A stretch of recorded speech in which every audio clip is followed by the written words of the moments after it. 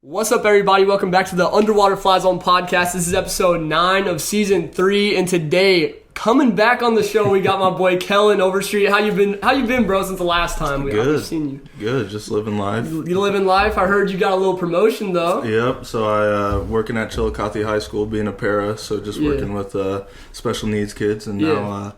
Next year, I got the job as a PE teacher at Chillicothe. So if y'all didn't know, that's how we met. We were in a class together, and this dude and Jaron. Yep, Jaron. Dude, they had me cracking up like no other. It was a great time.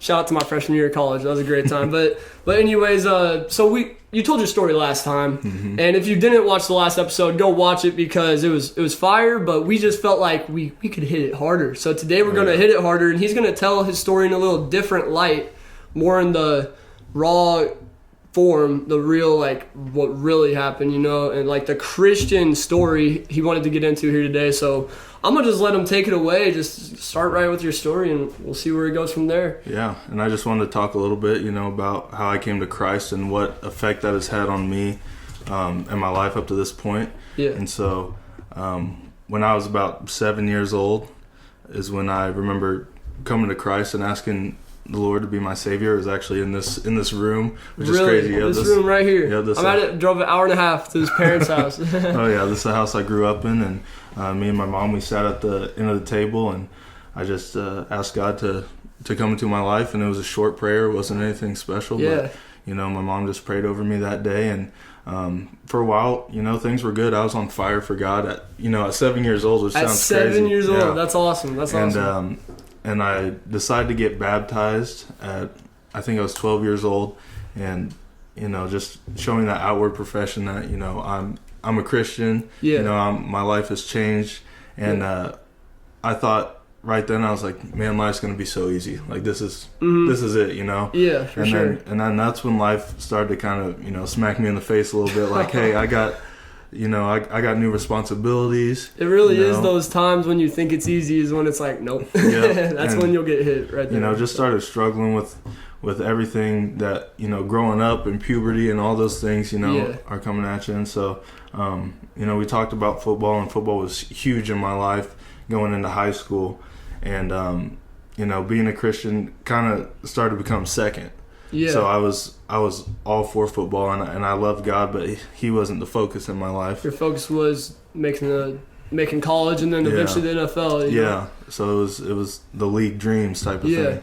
And so I went, got the scholarships, went to Wyoming, and I remember that summer before I went up to Wyoming, I was like, okay, this is the opportunity for me to change. There's new people. Nobody really knows me at all. Yeah. I can start living the way I'm supposed to, and the way that Christians are looked at living. Exactly. And so I started going to church up there every day. Started getting involved in all those things, and then that's when football started to kind of take over again. It was coming back around, and I started losing. Just started getting injured, and I started kind of losing my faith, struggling in my faith a little bit, because it's like, why God, why is this happening to me, type of things. And so I went through all that, went through depression, had anxiety, all those things, and I was really struggling, and we'll talk about that a little more later. Yeah. But just kind of knowing that background that I had growing up since I was 7,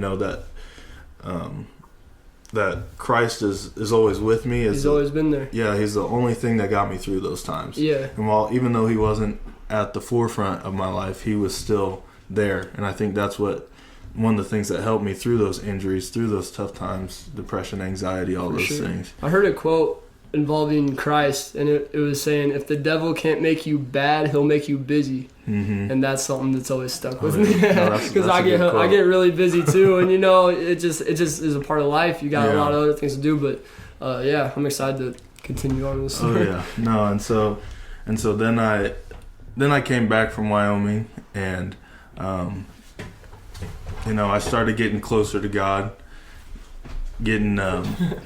Sorry, I had to check the camera real quick. No, but started getting closer to Him, and decided actually to take an internship at my local church and shadow a pastor for a summer. Yeah. And so that was a huge eye-opening experience for me, you know, and I got to work in my home church, the church that I grew up in. Yeah. And so getting to lead Bible studies and with, you know, the people that helped build me up in the church, like the people who are 60, 70 years old, exactly, who were, you know, who had my back in high school and stuff. I'm back now, and I'm teaching Bible studies with them, and it was really cool just to see that other side. And there's a lot of good and bad that comes with you know, being involved in the church and seeing, you know, the more human side and not always seeing the God side. Exactly. You know what I mean?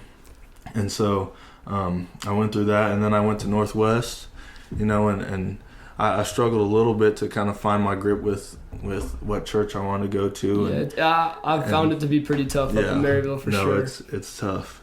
And I ended up just, not that I was in a bad crowd or anything, but, you know, I started to party a lot more. Yeah. You know, I didn't have that in Wyoming because I wasn't, you know, I was focused on football. That was everything. But, you know, coming back, I started to party a lot at Northwest. And it was a good time, but, you know, even recently looking back, it was like, you know, I had my fun, but, you know, Christ wasn't quite there as much as he needed to be at all. And like I said, I've had that faith in Christ since I was little, and I believe that, you know, Jesus died on the cross to save us from our sins. Exactly. You know, exactly. I believe that till the day I die. But there's times where I wasn't always thinking of him when I should have. Yeah. And things where, you know, I'd gotten myself in trouble or could have gotten myself in big trouble, just because he wasn't at the forefront. But being able to admit that is step one. Oh yeah. You know, and you can't. Here's a lot of misconceptions. We haven't really talked about anything we're talking about on this podcast before, so there's a lot of misconceptions with God that you have to earn your way into heaven. But the thing is, there is nothing that you can do as a human to earn your way in. You know, one sin in heaven is too much. So there's no physical steps that you can take. There's no getting baptized, getting confirmation, whatever, like steps that you have to take to get into heaven. That's not a thing. Like you can't earn your way in. That like the reason is because one sin is too much for heaven. But God essentially died on the cross for our sins so that we can be forgiven. So admitting that you were wrong, being able to admit your wrongs, being able to admit your struggles is essentially the way in, you know? Oh, yeah. So taking yourself out of the situation, essentially. Yeah. But, yeah, I think that I love talking about this because we normally, I really haven't talked about this much. Awesome. But, yeah, so how would you say, I guess I really came in here with a whole different plan of how this is going to go. But how would you say that practically, like, so people can understand, like, how has God worked in your life through your struggles? Because we talked about last time how hard it was. I mean, you had put so much time and all your dreams and all your future hope into football. How has God, like, practically, and so people can understand, how has he worked in your life to show you who you truly are meant to be, essentially? He's been just patient with me. I think that's been the biggest thing, because when I thought I was a screw up or I was, you know, worthless, he was still there, like, you know, whispering to me or like telling me, giving me signs. Like people always think like, you know, in order to be close to God, it's got to be him audibly talking or like him literally coming down, or you having a crazy dream and God's there, you know? Yeah. I think the coolest thing was when I was struggling with my injuries and I was done playing football and I wanted to stay home in my bedroom for hours. I would have friends text me, "Hey, you come to the Bible study this week?" I'm like, I don't know. It's like, come on, man. He's like, "Hey, I'll pick you up." You know, that's God right there. That's God speaking through the people. You know what I'm saying? And people don't understand necessarily how it works. There's essentially a battle versus good and evil. Good being God, evil being the devil. And the devil will speak through people saying, "Hey, you want to come to this party tonight? You want to come get blacked out or whatever?" Yeah. You know, all these different little things. That not saying that person is the devil, but that's the devil speaking through them. You know what I'm saying? And then there's the opposite of that. People like that right there, keeping you on track, keeping you going to God. That's God essentially speaking through them. So No, so that happened a lot. Like I was just in a bad place, and then somebody, you know, I might get a call from a random person that I haven't talked to in a while, and it's just like, man, it was good to talk to them. Like, it just made my day better. Yeah, literally. And it's like that's what I needed just to get through the day itself. So exactly, and I think it's awesome that God has helped you through so much through your situation, because truly, if you have a question about your life, if you have a question about, am I worthy, is my pain worth it, like all this stuff, the answer is always God. God will always lead you to the answer. So I just think, I don't know, I'm really happy today. I'm really happy to talk about this. But I guess speaking on some of the pain you faced, as y'all, we haven't tapped into this as much this episode, but we talked about it last time. Your story was, you're like the number 4 all time high school rushing yards, correct? Something like just that. Like top 10. And yeah, top 10. Like Derrick Henry's on the same list as this man right here. Like it's insane. And so football obviously was like everything to you, but God essentially like stripped you away from that to show you what your like true like path was. But speaking on some of the pain, like that doesn't just happen with no pain. Speaking on some of that hard time, what were some of the emotions you felt like through this journey? Like, what were some of your darkest nights, essentially? Like, what were some of the things you experienced? I mean, shoot, I had times where I did think I was worthless. I didn't think, you know, I thought I shouldn't be on this earth type of thing. Yeah. You know, I had suicidal thoughts. There were nights I couldn't sleep. Nights I just laid in bed and cried for half the day because I don't know what step is next. I don't know, you know, what to do with my life. There was a lot of hard times you faced, for sure. We talked about it last time a lot. Yeah, and it's like when that one thing that you love is completely taken away, it's like you feel like you're worthless. Yeah. Or, you know, I remember one day I was working out and I hadn't worked out in a while, and you know, with the team and all that stuff, and the head coach came up to me. He's like, "How you feeling?" And you know, I said, I feel like a piece of crap." Yeah, so I didn't say crap because I feel what you're saying. Yeah. I feel like a piece of crap, and he was like, "Come to my office after this." He's like, "It's not that you feel like crap; it's you feel like a piece of crap." Like, you know what I'm saying? Yeah. He saw the difference, and that's what I felt like. You know, every day I didn't feel like I could keep up with the other guys after my injuries. I didn't feel like, you know, I could produce and be a difference on the team anymore. And so there were a lot of times where, you know, I'd hear voices and stuff, not like crazy voices, but just like you know, in my head saying like, you just those random intrusive thoughts that everybody has. I mean, I'm pretty sure. I mean, a lot of people struggle with this. Not even going through an extreme situation. There's a lot of people that just have those anyways. Just random voices telling you you're worthless. You know, you're never going to be anything. I don't know. Just random intrusive thoughts. But so at the darkest, you know, there was, and I lived with good friends in Wyoming, but there were times where, you know, they just got done with football practice, but I've been home all day, and it's like, I don't want to bother them. That was, you know, devil saying like, stay in your room, you know, just stay in here by yourself. Yeah. And that's what I would do for 3 or 4 days. I wouldn't go to class, you know, I wouldn't do anything, go to rehab, any of that stuff. So during those bad times, it was just me by myself, it felt like. Yeah, but God was patient with you through all that. Yeah, absolutely. And he showed you, just speaking on more of today, you know, let's pretend these injuries never happened. Would you say that in your life right now that you're actually more successful and in a better spot than you may have been? Yeah. Do you think God might have been saying, hey, this is you, I know you want this, but this is what you need? Has that been a thing in your life? Because I hear stories like that a lot. No, absolutely. Like, there would be no way I would be in the position I am to work with, you know, working with special ed kids for a year. You know, it's tough, but man, it opens up a whole different light, and like you're able to love on kids like more than, you know, or just like, I think the biggest thing just been love. Like, I've been able to love so much better. Love, you know, my family, my wife, my coworkers, my friends. Time out. What's up? This man got married between congratulations. I completely forgot. That is awesome. Hey, congratulations, man. That is awesome. Like, sorry, it just hit me. It just hit me. My bad. That is crazy. Between the last time we recorded and now, you got married. I did, yeah. But yeah, I mean, I've never been able to work with special needs kids, but you getting that experience, that's something that you would not have had. Oh, so, yeah. I mean, God will always lead you to where you're supposed to be. Mm-hmm. It's not about what you want or what you think is best for your life. It's about God's plan for your life. And I mean, these those hard emotions and that hard time you went through has shaped you into who you are today.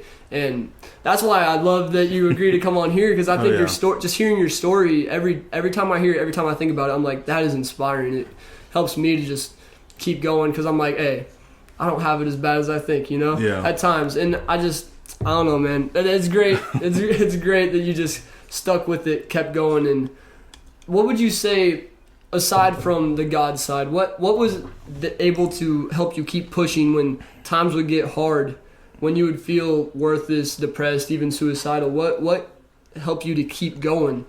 Just learn to talk to people about things that you feel like you shouldn't be talking about to people, because at that time I didn't know a lot about depression, anxiety, or even we watched the videos in counseling when you're in 5th and 6th grade, this is what depression looks like, and it's not anything close to what it really is. But or it might be, but you just can't understand at the time, you're too young to even know what they're talking about, And so I think just opening up and being honest with people, and there's a lot of people I would talk to that'll be like, man, I felt the exact same way. It may have been a different situation, but bro, I've had, depression, or I've had suicidal thoughts. And to feel like you're not so different, or you're not crazy. You're not alone. You're not alone. That gave me a lot of peace through those times, knowing that, hey, if they can get through it, then I can get through it too. Exactly. And it's a common theme we've heard all year. To anybody I've brought on, they've said the same thing. Mm-hmm. Reaching out has helped them the most. So to anybody watching, I mean,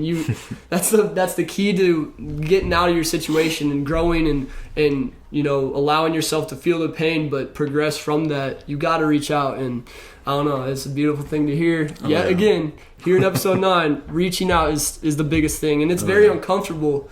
It's uncomfortable to admit that you're feeling that way to another person, but you don't grow in your comfort zone. You grow outside of your comfort zone, and that's something that's very important to remember. It's uncomfortable to reach out. It really is. It really is. Yeah. But it's so important. And these hard times that you're facing are just going to grow you into a stronger person, And maybe God, in a situation like yours, maybe God had a different path than what you dreamed, but that path is going to be so much more rewarding than anything you could ever imagine. Mm-hmm. So, man, I don't know, man. I think we still got a lot of I still want to keep this going for a while, but there was a little paper you said you wanted to read, and I think now's a good time for you to bust that out. This man wrote who was it to? What teacher was it to? Oh, dude, I can't remember. I thought you were going to say Dr. Lise or something. No. I can't remember what her name was, but she was an awesome English teacher. And this paper was part of the healing. So this paper, I talked a little bit about it last episode, but there was a time when I ended up coming home in the middle of, I was living in Wyoming. Yeah. Didn't you drive in the middle of the night, 10 hours? Yeah. So this is just part of the healing. This is, and I submitted this to the teacher, and she read it, and she's like, "This is awesome," Yeah. And it's awesome that you've been able to move on from this experience and grow. Exactly. And so, I'm gonna read it, and all right. All right, let's get it. It says, I woke up in a panic, drenched in sweat and breathing heavy. I sat up quickly as if I had just had a nightmare. But it wasn't the dream that had caused this, it was my reality. I looked over at my alarm clock. It was just after 3 o'clock in the morning. Something was on my mind and I needed to let it out. I thought about just going across the apartment to talk to my roommate, but I didn't want to bother him. I thought about calling my coach, but I didn't want him to get upset with me. I tried calling my girlfriend, but she didn't pick up. Last resort was to call my parents, so that's what I did. After 4 or 5 dial tones, my mom picked up the phone. We exchanged tired hellos, and then sat in silence for what felt like hours, but was really only a few seconds. I don't think I can do this anymore, I said. I want to come home. It was quiet on the other end of the phone. I could hear my mom trying to wake up my dad, who is a heavy sleeper. My mom caught up my dad on the conversation, and we started to talk a little more. They asked a few questions about why I felt the need to come home, and then my dad said a sentence that literally brought me to my knees. I don't think you should come home. I absolutely lost it. I began to cry hysterically. I had never before in my life heard the sounds that came out of my mouth. I fell to my knees and started to curl up in a ball, my entire body shaking. Any control of my body I had was gone. I felt unwanted. I felt completely alone. I felt like no one cared for me. I felt like I was nothing. I came back to my senses just enough to remember to grab my phone, which was flung out of my hands when I fell down to the floor. My parents were pleading for me to calm down. I could hear how worried they were, and it kind of scared me. I thought to myself, what's wrong with me? What am I doing? Come home, we just want you to be alright, they said. I started to pack my bag, and I went out the door without letting anyone but my parents know where I was headed. I began to drive home. I usually play music in the car when I'm driving, but I decided to sit in silence this time. The silence wasn't there long. I started getting an argument with myself inside my head. The voices in my head were screaming at each other, one calling me names while the other was trying to defend myself, until the one defending myself finally gave in. I started to believe that all the bad things I was telling myself were true, when in reality those things weren't true at all. After a few hours of driving, people started to notice I was missing. I wasn't at my morning rehab or breakfast or workouts. I knew at some point that I needed to let people know where I was, but I didn't want to do it. I called one of my coaches to let him know where I was, and he went off on me. He told me to come back and face my problems like a man. I freaked out. I didn't want to go back there. I wanted to go home. Before I could turn my car around, another coach called me. I was expecting to get yelled at again, but instead he was calm and understanding. He told me to go home and get whatever help I needed. During a time of complete chaos, he calmed me down. After about 10 hours, I was finally home. But things were not great, not all great or back to normal. Nobody besides my parents and the people back in Wyoming knew where I was. I spent the majority of my time sitting in my room with my lights off, either sleeping or trying to figure out what my next move was going to be. I felt like the best thing for me to do was to be alone and stay out of everyone's way, but that wasn't an option I had. While I did feel safer at home, I knew I had to go back. The voices were still there, but they weren't as loud. I needed them to go away completely. After about a week at home, I drove back to Wyoming. I was welcomed back with open arms. The support I received from coaches, teammates, and friends made me feel like I wasn't so alone. I began talking with the team doctor and seeing a psychologist, and I was skeptical. I thought only crazy people met with a psychologist. I didn't want a random person up in my business, but I agreed to go see one anyways, and I'm glad I did. I still have yet to have a deeper, more genuine conversation with anyone. He told me about depression and what it looked like and how to handle it. He told me how to notice the voices in my head and how to tell the difference between a truth and a lie. Before I had gone to the psychologist, I really didn't know what depression was. I never thought I would be the type of person that it would affect, so I never paid that much attention to it. I would always think, I'm a happy guy most of the time, there's no way I can have depression. Once I got to college, different stressors started to become more present in my life, whether it was with relationships, academics, or sports. And I also began to realize that I'm not the only one who struggled with this. I started having people come up to me and open up about experiences they had with depression. We would occasionally have professionals come and speak to our team about anxiety and depression, and specifically college students and athletes. So yeah, that's pretty much. Oh my gosh, bro! I couldn't imagine being that teacher reading that. Yeah, no, that was she liked it a lot. She said it was good. Beautifully written, man. Oh, yeah. I don't even know what to say.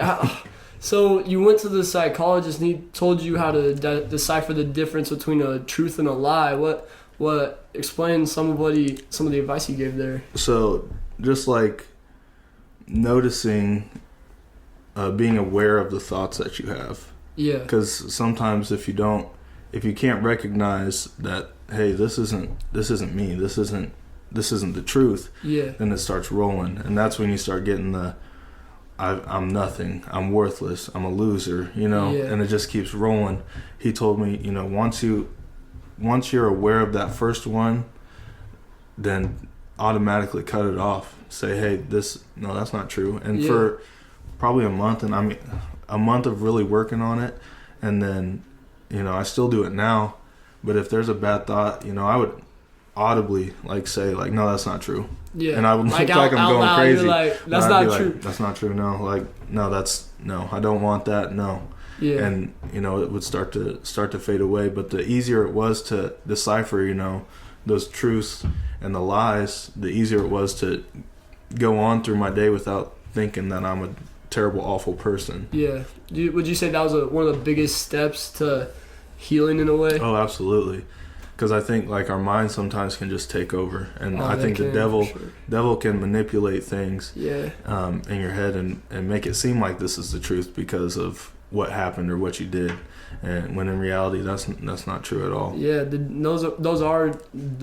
is the devil speaking to you, and he thrives off of these like crazy hard times and hard experiences. That's when he wants to trick you the most. So shout out to that therapist. I mean, that's some good advice right there. That's so crazy. I was taking a psychology course this past semester, and I reached out to him. I hadn't talked to him, and I mean, he's in Colorado. I haven't seen him, talk to him in years, and he responded back and, was happy to hear from me, and was thankful to, because I just told him thanks for everything. Like, he changed my life, because he really did. And, he was just super grateful just to hear back from me and all that. So it was kind of cool. I mean, that paper that you just read was insane. I think that a lot of people listening or watching are going to really, if they've ever experienced something in their own lives, hearing that emotion so beautifully put is going to really speak to them. I know it spoke to me reading it. I was like, dang, I can that. I mean, I've been through my own stuff. I've opened up about it, and like just hearing that, I was like, man, like it does feel good to hear other people just express pain that they've been through or are going through, because it makes you, like we talked about, it makes you not feel alone. Yeah. And another thing with going back to God, I mean, God knows those thoughts. God knows what you're going through, and trusting in Him is so essential. And for what does that look like for you, trusting in Him? I think a lot of people watching might think, what does that even mean? How can you have a relationship with God? Like how's it looked for you in your own life? Trusting God's been tough. I think that's one of the toughest things, For sure, yeah. I mean, nobody can see God. We can't, feel God. None of that. We can't have a conversation physically. He's not gonna touch you. It's a spirit essentially. Absolutely, but just being able to trust Him and know, like, I think that's where it started to go. Was football's done. Okay, what next, God? Like what? Because this obviously is not my plan is not yours. So like, what's next? And so just trusting that no matter what, whether it's being low on cash, or it's not feeling good, or looking for a job, or whatever it is, like God's going to provide. And always knowing that God's going to provide kind of gives me an ease, like, no matter what I'm going through, God's got me no matter what. Exactly. And he'll always have a next step. It's there's never going to be a time where it's like, all right, life's over. Like, like that's it. And you just got to stick with it. You just got to keep pushing through. Time will go on, like I talked about in episode 6, time essentially heals all wounds. That's a saying that I don't really like, but like I agree. Yeah. Because as time keeps going, you understand your situation more, and it allows for a lot of healing. Yeah. And props to you. I mean, you've been through a lot, man. And here you are, and I'm, like I said, I'm glad to get you back on here.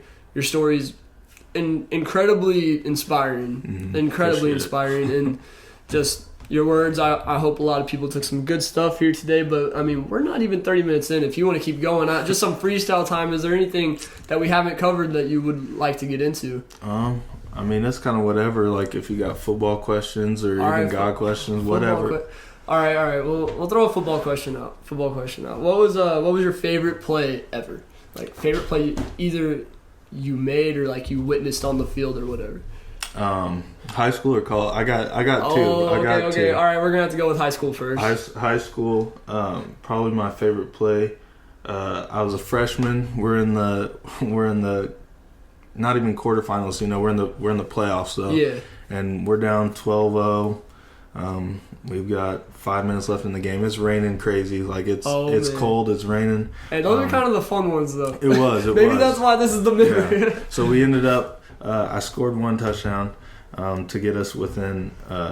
We were down by 5, so it's 7-12. And then with like 2 or 3 minutes left, we have a play. It's called. Oh shoot! I forgot the play. I can't believe it. I forgot. You forgot the play. No, but anyways, if coach is watching, Oh, it's counter pitch. It's essentially 2 guys run a counter and we run a pitch behind it. Yeah. So I was the pitch man. I got the ball.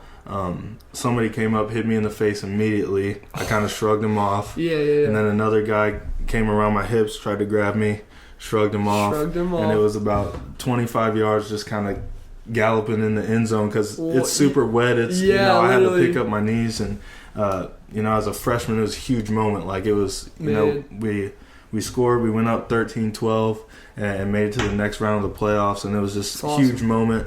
No, that one was awesome. That's crazy, dude. Yeah. Is there a video of that out there?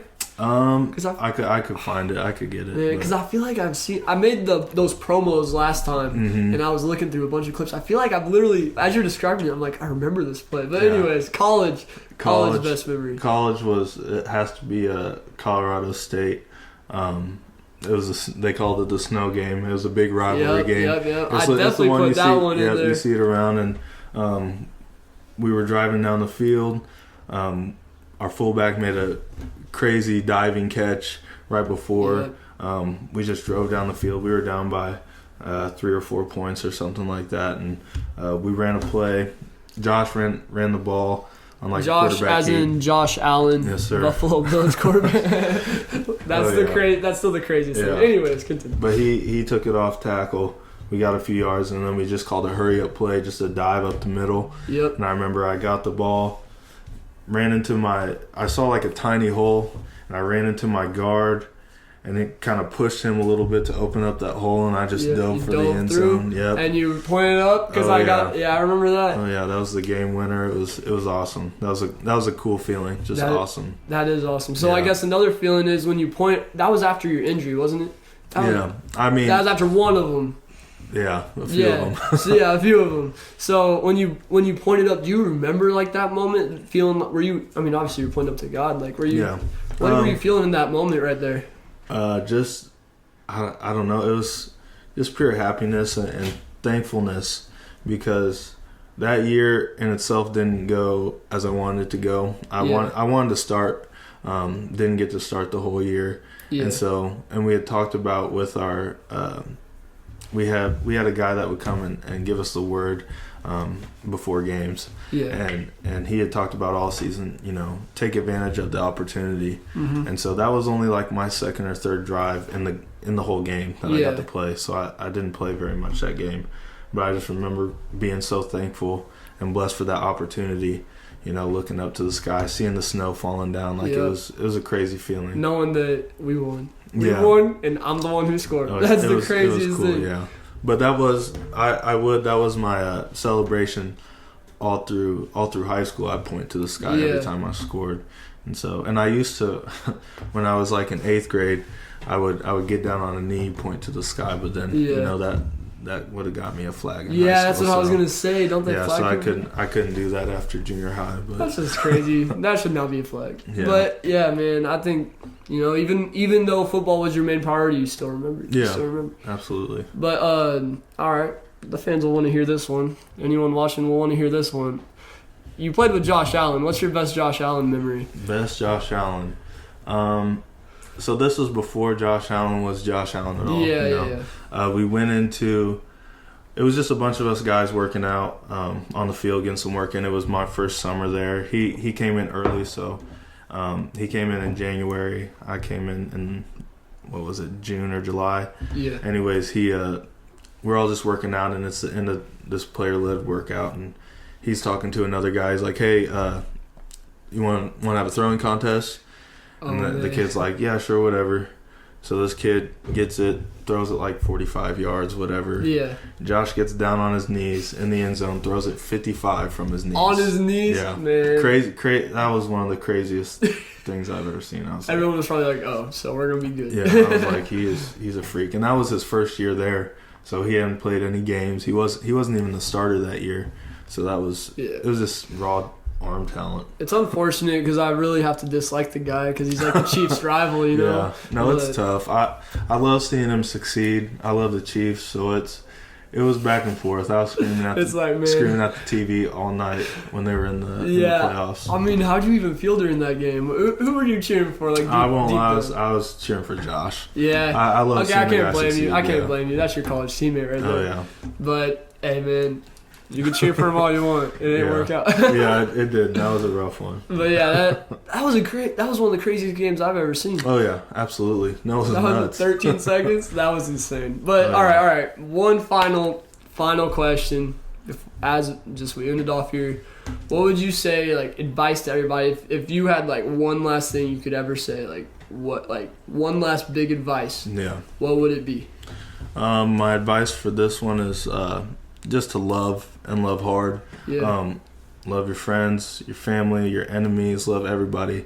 I think love goes a long way. Exactly. No matter what. And, you know, if you give that love, you'll receive love in return. And so sure. I think just loving people is huge. And so I encourage people just to go out there and love. And forgiveness. Absolutely. Because love is forgiveness in a way, if you think about it. Yeah. They kind of go hand. Yeah, that's a great message. I think love is honestly the most essential part of life. Like, if you can just learn to love, you're going to learn to be happy. You're going to learn to not live with grudges. Yeah. You're going to just have a better life. That's my man right there. Oh, yeah. There we go. We're going to end it off here like 35 minutes, maybe 36, but longer than the last one. Yeah. Go check out the last one if you haven't. We went over a lot of different stuff in that one, but man, I'm just so happy we talked about what we talked about today. Oh, yeah. Because that's something that I think is like Christians, it's hard to talk about sometimes. I even like put out a post today about like the whole like crazy shooting that just took place. I'm like, man, like if we could just like find God, like if we could just start teaching our youth about God, like this stuff might not happen as much, but then you get backlash for no reason. I'm like, so it's hard to talk about at times, but absolutely. You know, don't be afraid. Anybody watching, don't be afraid to take that step, because people will judge, people will say whatever, but you know, God's watching, and our life here on earth is like a grain of sand at a beach compared to eternity. You know what I'm saying? Like it's so minimal. Eternity's forever, and what you do on earth you can't earn your way in, but you know what I'm saying. I don't even know where I'm going with this. Anyway, I'm just gonna end it off here, man. Kellen, it was great as always. Maybe we'll run it back again someday. Who knows? Might have to. Keep it going. Make it a season tradition. I don't know. But all right, y'all. Love you guys. Thanks for tuning in. We'll see you next Monday for the last episode of the season. That's insane. All right.